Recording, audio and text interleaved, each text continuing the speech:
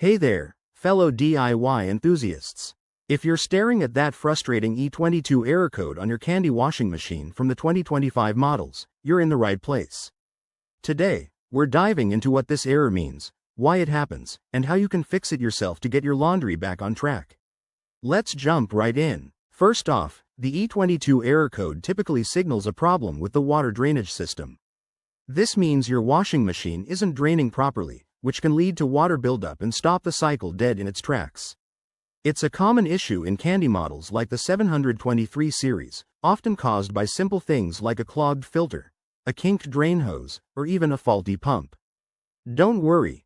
Most of the time, this is something you can handle at home without calling in a professional right away.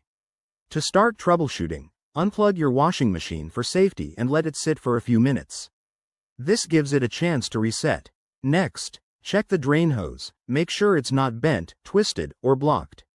If it looks clear, inspect the filter. Most Candy machines have a filter at the bottom front. Remove it, clean out any lint, coins, or debris, and put it back. Run a test cycle to see if the error clears. If that doesn't do the trick, there might be a more stubborn blockage in the pump.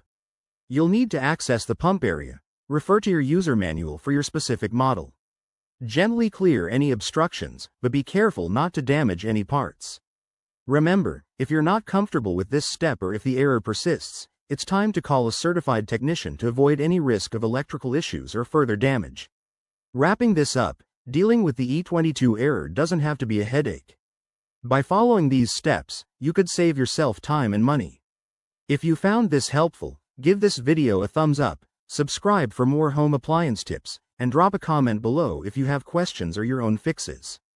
Thanks for watching, and happy washing.